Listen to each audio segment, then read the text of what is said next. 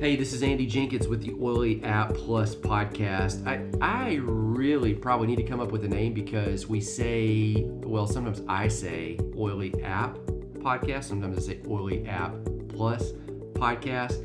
And really, at some point, it should probably be, because we're morphing the name, Oily App Pro.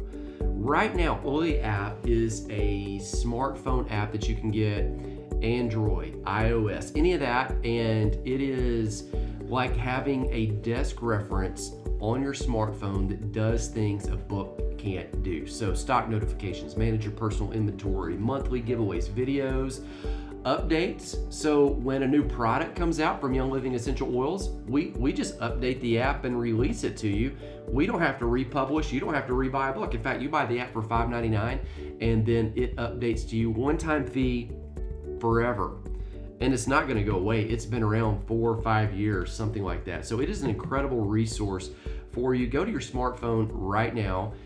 If you're not listening to me on your smartphone, and just go ahead and install the app. There it is. And then be sure you sign up for the free monthly giveaway, because every month we give away some incredible resources that we talk about generally on our podcast or on the monthly class that we're releasing in Oily App, soon to be Pro. Right now, there are over 40 classes in there. 3 of them on the oils of the Bible, 1 of them on supplements, 1 of them, the 101 class, the Thieves class. There are classes, information about pets, information about body systems, all DIY classes, everything that you would need right in there. It is, we say it like this, it's the Netflix of essential oils.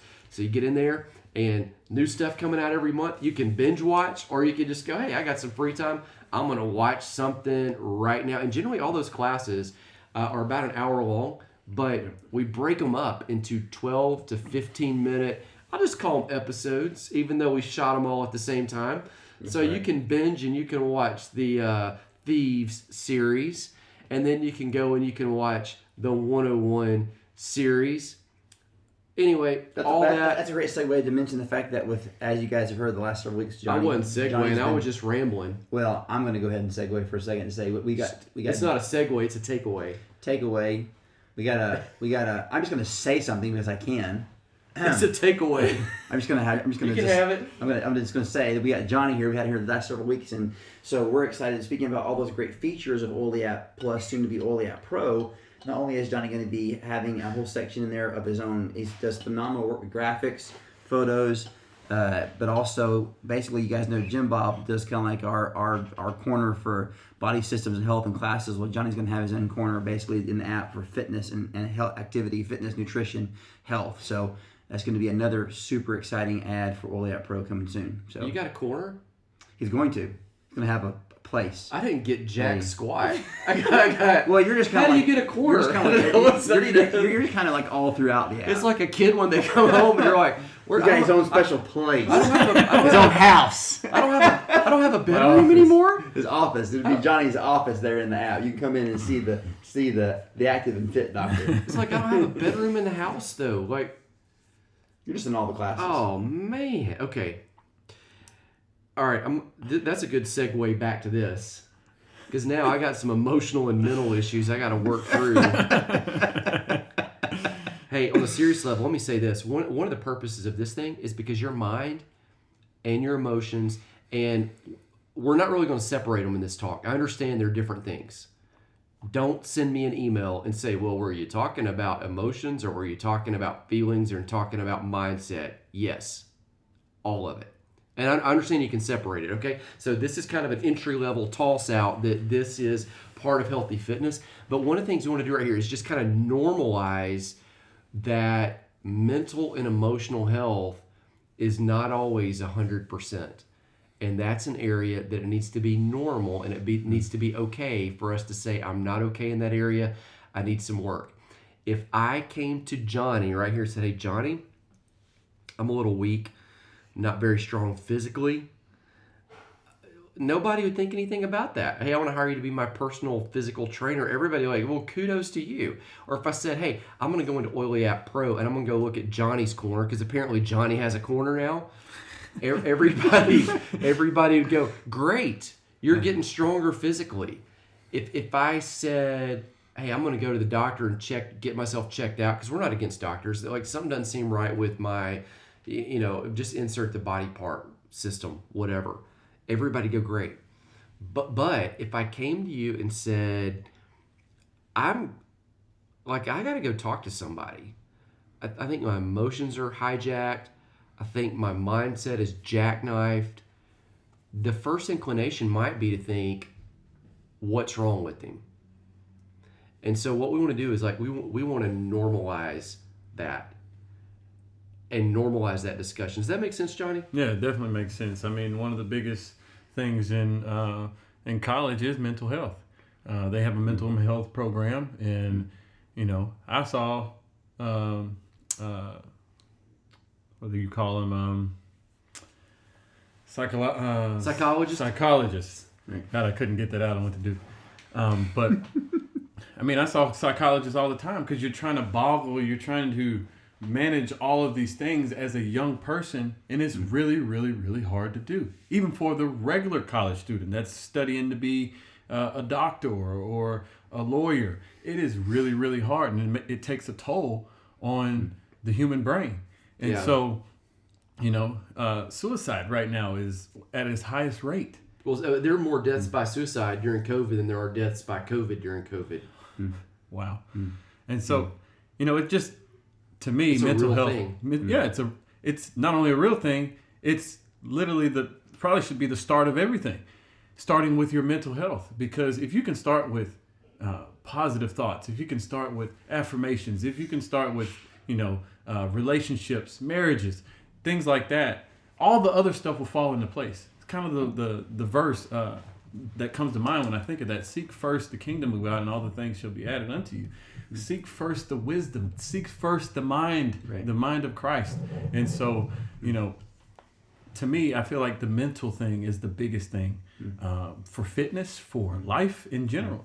But yet, it's also one of the hardest things to acknowledge. Not just because of our pride, but for me, in certain circles or religious circles, we have certain battle. Let's just straight out there, one of the things that young men battle with is today is the internet. Looking at things you look at, but people make that issue, or some issues around that are acknowledging things that are embarrassing instead of saying, or maybe it's mental, maybe it's you're mentally, you've had a bad relationship, or emotions are fragile. And we put this stigma on talking about it, or acknowledging it, or there's this shame just by saying, hey, I'm struggling with this area mentally or emotionally. Yeah. When the reality is, guess what?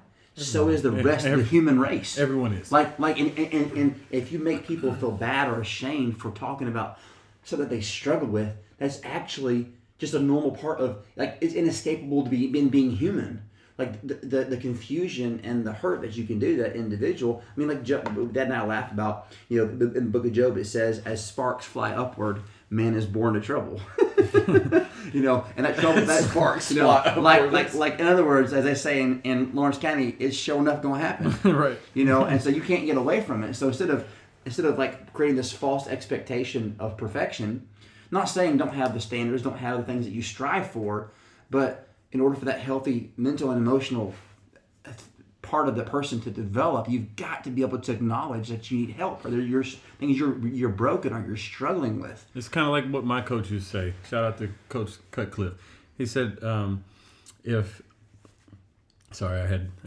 had some stuff going on, but he would always say, practice doesn't make perfect. Practice makes permanent. So whatever you practice and how you practice, that's who you're going to be. And so he would always, preach that and preach that and preach that. And got to a point, we weren't winning much when he first got there. We were just right at the tip. Because you're a dude. Y'all are smart. It was something. Y'all don't run the world. Basketball team was doing good. The basketball team was doing pretty good. They won, I think, 2 national championships when I was there. Yeah, but you're at the tip. Yeah. So we're right. He's right there at the tip of going to a bowl game. What is it that's holding it? It's not our physicality. Yeah, we can compete at that level. Yeah, at that level, everybody's good. Yeah, it's not our physicality. It's our mental ability to be able to get over that hump, because years previous to us, I was one of the first recruits to go into Duke. Years previous to us, they didn't win games at all.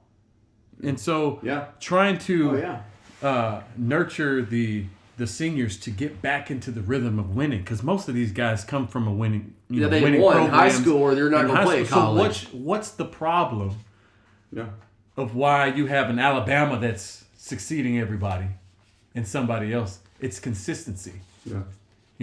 Same, there's different levels of athletes. You got a D1 athlete, you got a D2 athlete, you got a D, you have all these athletes. What's the difference? Most of it's not physicality.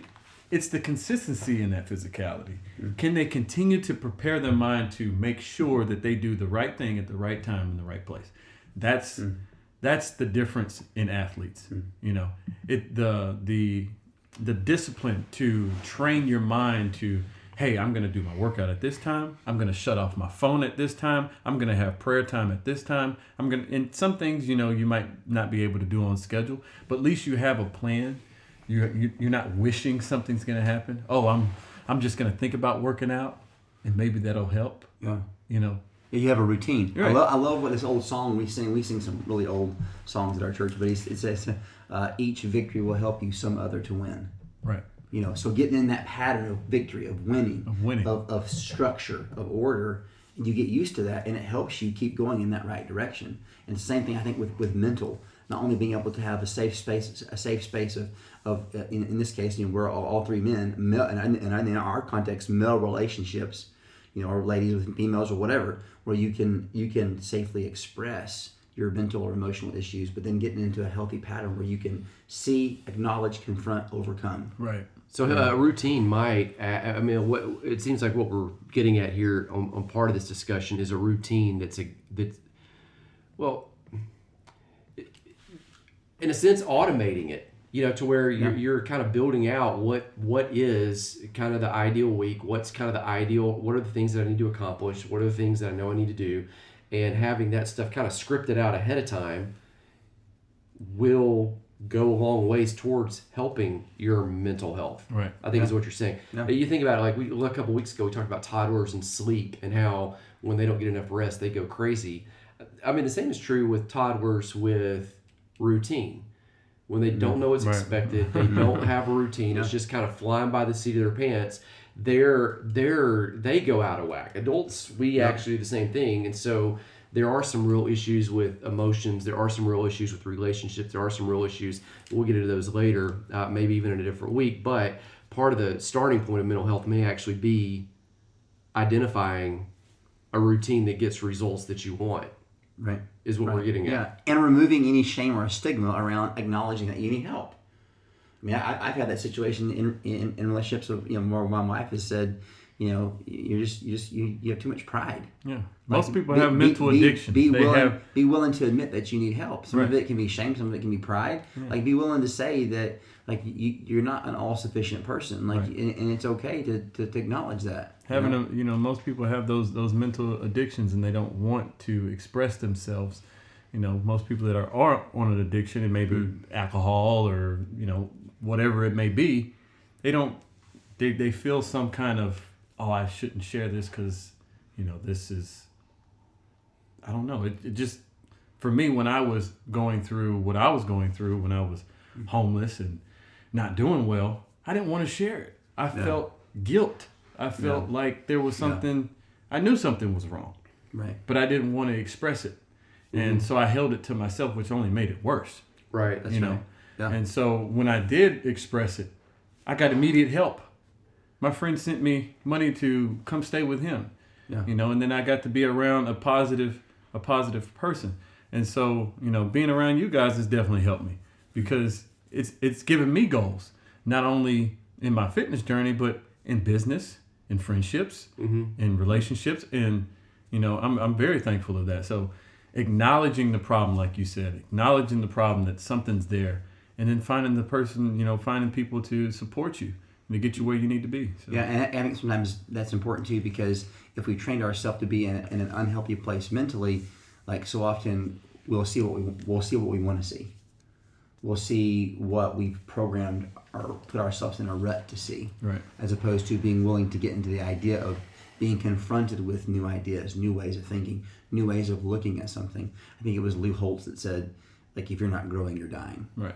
And so growing means changing, means developing, means starting with looking at something from a new perspective and being willing to look at it not just the same way you always have, just because you've done that as a routine, but is this really best? Right. Am I really is the way that I'm approaching relationships, or my mindset about life, work, family, being willing to live in that quiet place for a little bit of time, are all those things actually being challenged to grow and firing on healthy cylinders, or making sure that the routine, because we need to be creatures of habit and routine. Children thrive under structure. Guess what? Adults do too. Right. But we got to be able to analyze the structure and the routine and saying, is this healthy? Is this getting me where I need to be? And part of that is not only being willing, I think, to bounce the hard stuff and the embarrassing stuff off of other people, but being willing to receive honest feedback about where you're at. A couple of years ago, there was a book. The name of it was Sway. And it's something like, the subtitle is something like the irrational pull of irrational behavior. Yeah, something like that. Sway's the name of it. And in it, they actually do this study. They went and ran an experiment with some MIT students.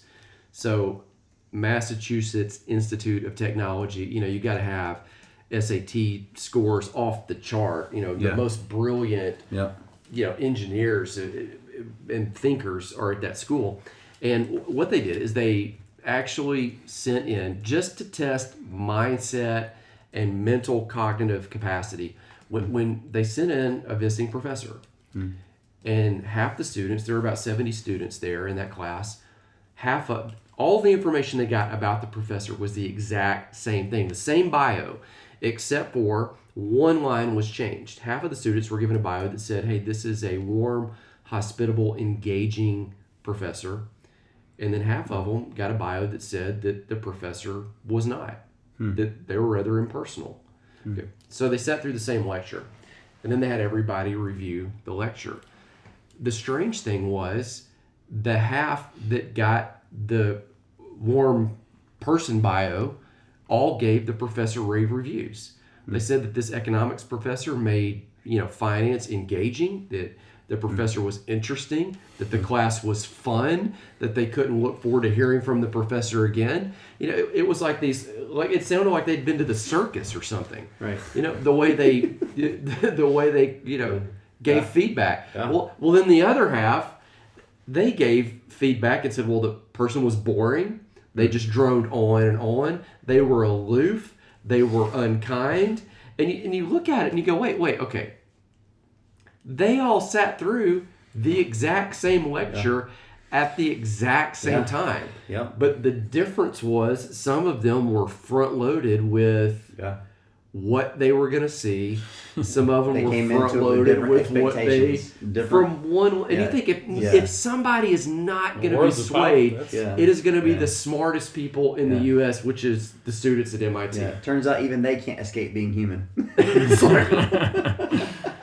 Yeah, I think but that's true about, think about that, keep that thought in mind about the smartest people. You got people in the world of science who look at, I think, and C.S. Lewis touched on this some too, about, the issue of, God or no God, creation, whatever the topic may be, where science, scientific method is, it's observable, it's measurable, and it's repeatable, right? So he says, whether you are an agnostic, atheist, Buddhist, Christian, whatever your religious profession or non-religious profession, whatever, water still boils at 212 Fahrenheit. So you're going to observe the same facts, right? But because you bring different presuppositions or different worldview or a framework of thought to the meaning of that. Yeah.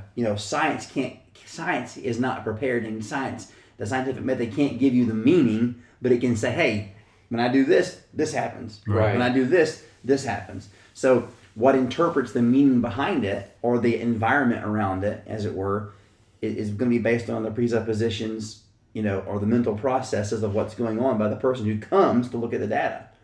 And same thing here. They were primed. The pump was primed for yay or nay. Well, it's like that. That whole 2 + 2 might be 5.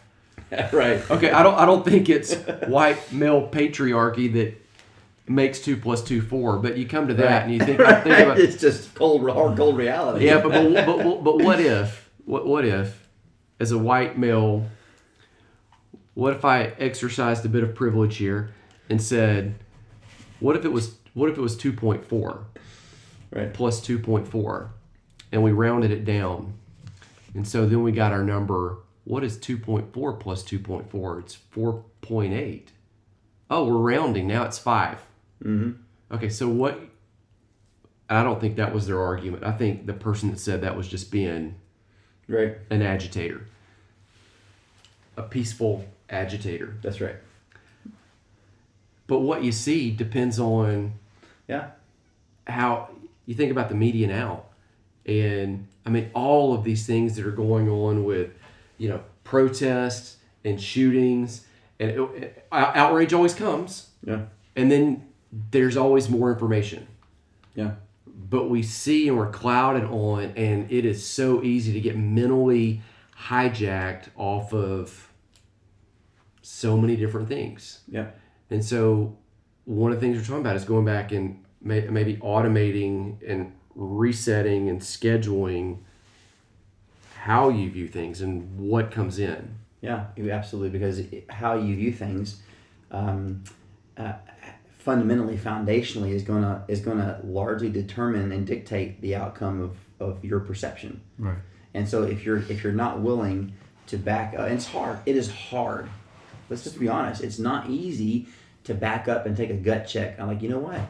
There may be some, and boy, this has happened to me with my wife has challenged me in some areas where I've gotten this habit, routine of viewing or acting about some things in my life in a certain way, and it's been even something that maybe my parents passed down to me.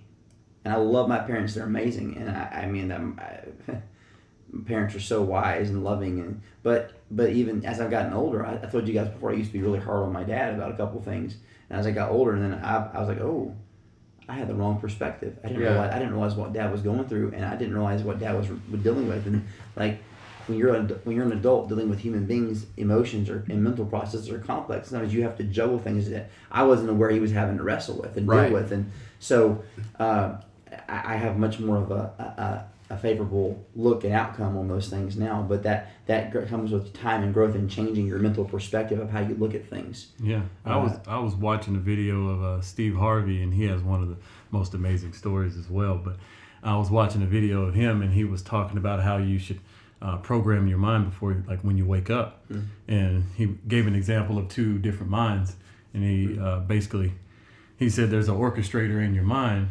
So when you say your first thing you say in the morning, that's the rest of your day. So the orchestrator was basically demonstrating how the mind would react to what you say to yourself.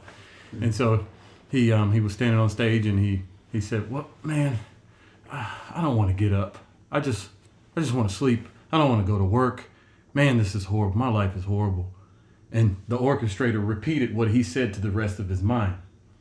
And so the rest of the mind was already programmed for the day. It didn't matter what happened during the day. It was already it's programmed. Like those students. Yep. They all got the great economics lecture, but not really. And then he gave another example of, man, I may not have as much as I want to have, but I'm so thankful. I'm so thankful that I do have a car to drive to work. I'm even thankful that, I could even walk to my job because I have legs to go to work. I'm paraphrasing what he said, but programming your mind, having those affirmations in the morning. My mom used to tell me this. God, I'm glad I thought of that. She would always say, Johnny, because I would say things bad about myself when I was a kid. I was always taught you have a bad attitude when I was in school. And yes, I may have had a bad attitude, but how do I fix that? I asked, multiple times, Mom, how do I fix my attitude? And she would say, Johnny, go stand in the mirror. Tell yourself you're smart, you're intelligent, and the last thing was my favorite, you're good looking. You're good looking. And so I would, say these things over and over. And then it became a practice of, basically prophesying to myself different types of things. I said at 7 years old, I wanted to go to Duke University. It was for basketball, but I ended up going for football. But I still went to where I affirmated myself, as a kid. Yeah. You know? Yeah. And, you know, saying those positive things over yourself daily. It may be hard to do. Write them down. Have something in your room. You know? I have a little thing in my office that I write on a board. You know, it's not a vision board or anything like that, but I write affirmations. You know, I write positive things. We have a prayer thing in our kitchen that our midwife that gave to us, and I never erased those prayers because she affirmated those over us and for the people that we engage ourselves with. So, you know, putting those positive things in your life, I feel like are so important. One of the best quotes that I've heard is, you know, show me your 5 people you hang around, I'll show you your future. You know, so 5 people I hang around most of the time are, you know, my in-laws and, you know, positive people. Right. Because if I'm surrounding myself with destruction, destruction's ahead of me. It's already here. Right. You know. Well, and it's filling your mind the whole time you're going. So if you're feeding yourself it's into all the dictating your news, actions because that's what your mind is consumed with. Yeah. If you're filling yourself with all the bad news that's on media, that's what your reality is. Yeah. You got to you got to unplug from all that and just focus on, you know, I love that verse, you know, finally rather whatsoever things are, you know, true, honest, pure, lovely, you know, good report, virtuous, praiseworthy, you know, all those things, think on these things. Then this and this will happen. Right. You know, and so you got to fill your mind, and so it's not, and what you're talking about here is not like some sort of like wishful thinking, pie in the sky. It's not that we don't realize that there's hard things in life, nor is it that we don't realize and recognize I got some areas of growth that I've got to grow in. But then the next, as you said, the next question is not just, okay, I got a bad attitude. How do I fix it? Right. You know, so the whole purpose of changing the mindset for healthy mental is not denying reality or denying problems, but it's saying I recognize them, but I'm not staying there. Right. I've got to move beyond. How do I do that? I got to change what I fill my mind with. I got to fill my mind with true, honest, pure, lovely, virtuous, praiseworthy, good report stuff. Well, it's like Paul says in Romans 12, be transformed. We all want that, but you know, you think, oh, it's going to be by going and doing. By lifting weights, by running sprints. Well, those things need to happen at some point. But first and foremost, well, part of fitness it's a measure of health of your body. Yeah. And spirit was the last one, but your mind and emotions. We said that, so it was part of all of it. And so he says, be transformed by the renewing of your mind. Your mind. We've got a Facebook group where I've been teaching work and life balance, and we're about to start reading some books together in there. I'll drop a link where people can drop in there if they want to. It started off with some of the ULA concepts. A lot of people don't know I'm actually a certified life coach with those guys, and one of the things that they gave me, one of the resources they gave me when we first started was these affirmations. You know, where there's an affirmation for fitness, there's an affirmation for family, an affirmation for your field, and all the areas. And I thought, this is kind of one of the weirdest things. I've never been a person for affirmations. And then I actually started kind of looking back through some of the grid of what I'd learned when I was in seminary. Joshua 1, Joshua is told to meditate on the law of the Lord day and night. That word meditate doesn't mean to just think silently. It means to mutter, to say over and over and over. So the Lord's really telling you, hey, Moses is dead. Like, that's how the whole book starts. The great leader is dead. So mentally, you're in a tough spot. Reality looks bleak. Oh, and by the way, all these people that you're leading, you had 40 years of funeral. These people are all untrained in war. They don't know what the heck they're doing. Like, it's different. It says, meditate on this law day and night. Mutter, say it aloud over and over and over. Like, literally fill this, let this become the soundtrack of your life. And as you say that, literally almost to convince yourself when you're in a situation that mentally looks different, remind yourself of the things that are truer than that situation. not denying the situation, not denying the toughness of it, but almost, again, taking yourself into a different space, dimension, because the problem's real, but there's things that are more true. The problem is real, but so is the promise. And that sounded like old preaching. Go ahead and preach. The problem real. The promise is bigger. Well, it's right. It's true though. You may have a test, but you're gonna have a testimony. Joy comes in the morning. Morning comes in the evening, but joy. That's right. And evening comes first because you rest first. All right. But totally just threw me off track what I was going to say there. It's like gone. It's gone. It's like gone. Well, what you said the promise is bigger. The promise is bigger. The promise is real as well as the problems. Oh, another cool thing I was going to say about affirmations. He's on something else. Yes. So, I had a way to dovetail into this, but the dovetail part got destroyed, so I'm just going to go for it. Dovetail got whacked. So, that's right. It got shot out of the sky. So, not just affirmations about yourself, but like one of the things that I realized I was doing in regards to my wife was there was a season where we work from home. And there's a lot of challenges that go with that we've grown through. A big transition for me coming home. And I realized that I was making assumptions about my wife in regards to like some of my habits, routines, patterns. My life changed a lot. And so I was making assumptions about her and the way that she was treating me in a negative way. Yeah. And so, but then I had to take a different perspective of her life and the things that she's battling through and the responsibilities that are on top of her. And I needed to start speaking positive. I got into this mental rut where I was assuming the worst of her. Like she's doing this because she doesn't want me to have this, or she doesn't care about me. So you're muttering or meditating to yourself. All these things that she's doing is because like she doesn't value me like she values her team or this or that. And that wasn't the case at all. I had taken a completely wrong perspective of it, and so I had to start. I told my wife, I said, it was just recently. I said, I'm going to wake up, and with the Lord's help, I'm going to have a positive affirmation about you in the morning. It's going to be that I had to do about her motivations, like my wife's intentions and motivations towards me are loving. My wife's intentions and motivations towards me are because she cares. My wife is loyal. My wife is faithful. My wife's a hard worker. My wife cares deeply about her family. And so I had to retrain patterns of thought that I'd gotten into, not just about myself, but about my wife. Because I had allowed those mental the unhealthy patterns I'd gotten into it because of, mental and emotional immaturity on my part to begin to color everything that she did. Yeah. In this season of life. It was completely unhealthy. And of course then I'm supposed to be, as the spiritual leader of the home and the encourager, and I'm supposed to be helping lead other people, my wife and my kids, when they're in tough places. And I can't do that if I'm assuming the worst of them. Right.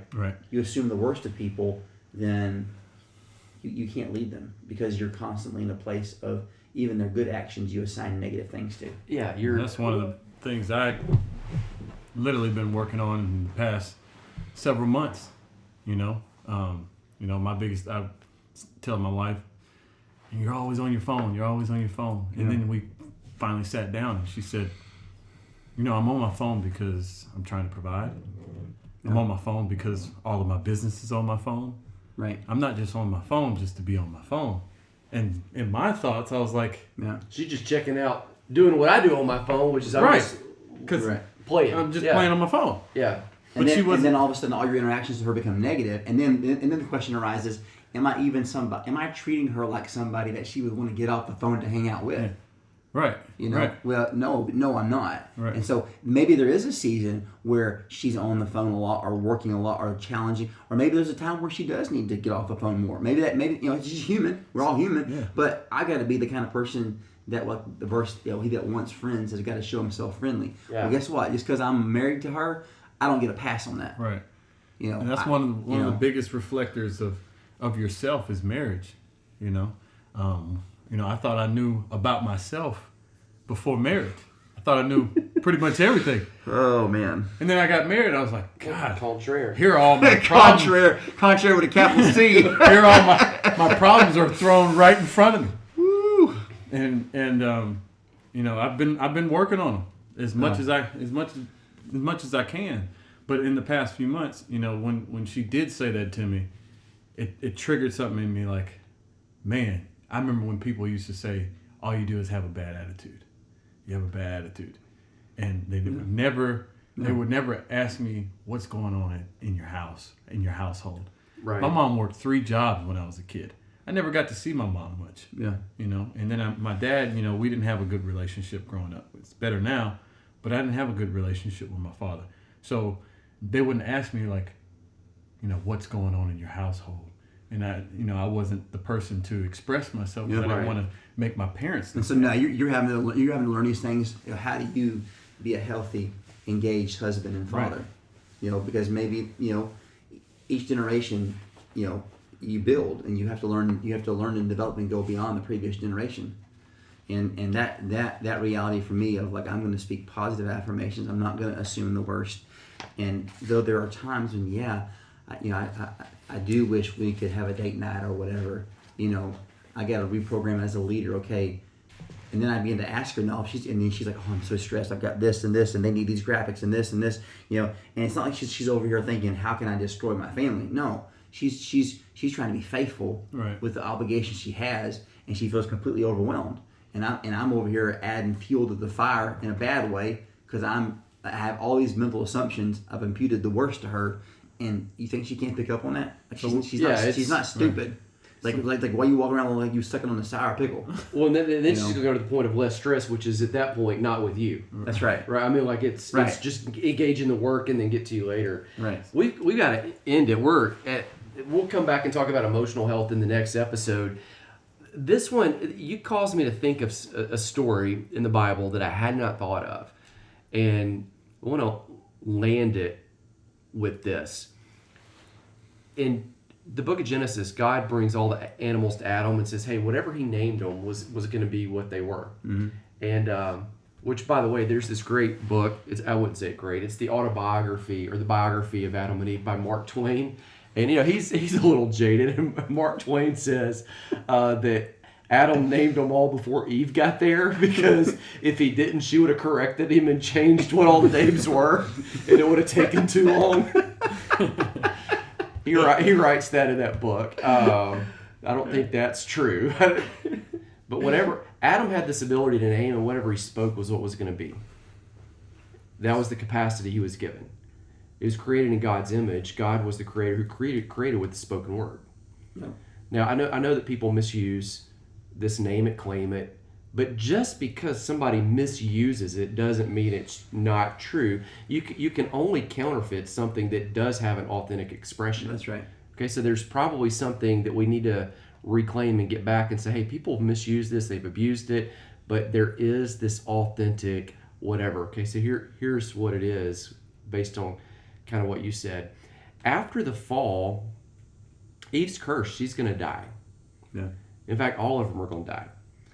But I really think, and I'm going to reread the story close again, it's after that point that the scripture says Adam then named her Eve, and she became the mother of all the living. She didn't have any kids at that point. It was almost like Adam's like, I've still got this power in my hip pocket, by the way, that you gave me. Wow. And I'm going to use this in a situation where reality looks bleak. I mean, and you know, even in that moment, God had already prepared grace and redemption. I mean, shoot, like their sin didn't separate him from him in the sense that we often think. He sought them out, like he still came looking for them. No. And then covered their shame. Those fig leaves that they put on would have wilted by the end of the day. No. So he covers them and still pursues them. But in that, Adam pulls out something powerful in the midst of all the chaos of words that even brings a ripple effect to where in the next few chapters, radically imperfect family, but life actually spawns forth from what he declares. See it? That's awesome. All right. I'm Andy Jenkins. I'm signing off. I hate to like throw a commercial on the end of that, but We are Oily App after We all. are Oily App, and the only reason we get to do stuff like this and talk about things like this is because we have an app and we have some online courses that we want you to go buy. So links all in the show notes. Go buy that stuff, support us so that we can continue bringing, like, commercial free. We don't have, we are the commercial. Right. I mean, that's right. That's pretty awesome. That's so. Hey, thanks for joining us. This week, go work on the mindset thing. Get your routine. Get your schedule. Get you some things you're going to say. If you need some affirmations, go drop in our Facebook group. We've got some stuff there for you. All right? Have a great week. Talk soon.